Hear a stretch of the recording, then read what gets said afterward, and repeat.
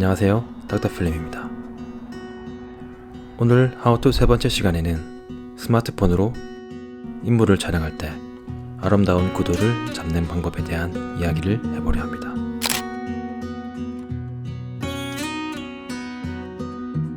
아름답고 멋진 구도를 위해 여러분들께서 준비하셔야 할 것은 단 한 가지입니다. 바로 사진 촬영 시 스마트폰 카메라 어플 화면에 3분할 안내선을 보이게 설정하는 것입니다. 안내선을 이용하면 수평과 수직을 제대로 맞출 수 있고 인물 사진 구도를 위한 바이블인 3분할 구도를 쉽게 잡을 수 있습니다.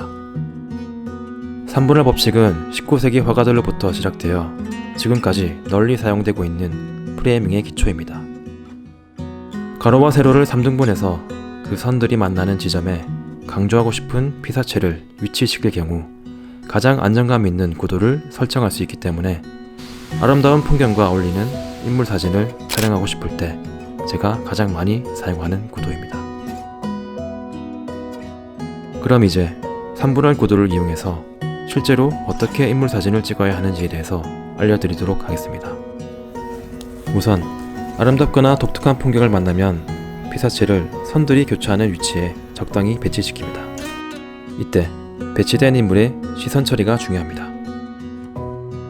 좁은 공간을 바라볼 경우 뭔가 불안하거나 답답한 느낌을 줄 수 있기 때문에 넓은 공간 쪽으로 시선을 향하게 해서 구도의 안정감을 더해주시면 좋습니다.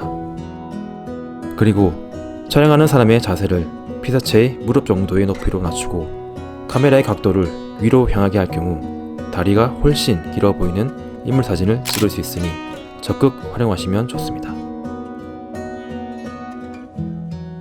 수동 초점으로 먼 거리에 있는 인물에 초점을 맞추고 피사체를 가리지 않는 범위에서 사진을 촬영할 경우에 가까이 놓인 사물은 흐릿하게 표현이 되므로 조금 색다르고 집중되는 인물 사진을 촬영하실 수 있습니다.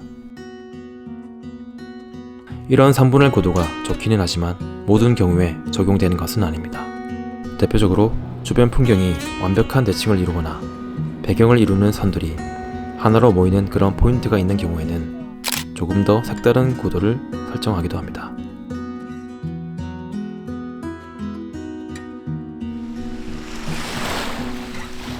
가을바다를 구경하기 위해 가족과 함께 찾았던 일광해수욕장의 풍경을 살펴보겠습니다.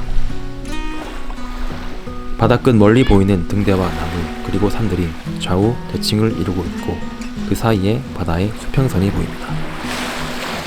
이런 경우에는 좌우 대칭을 활용한 구도를 잡기 위해 프레임의 정가운데 피사체를 위치시키고 바다의 수평선과 3분할의 가로선을 이용해서 사진의 수평을 맞춰줍니다. 그리고 파도가 치는 타이밍에 맞춰 카메라 셔터를 눌러주기만 하면 바다를 바라보는 아이들의 다정한 뒷모습을 카메라에 담으실 수 있습니다.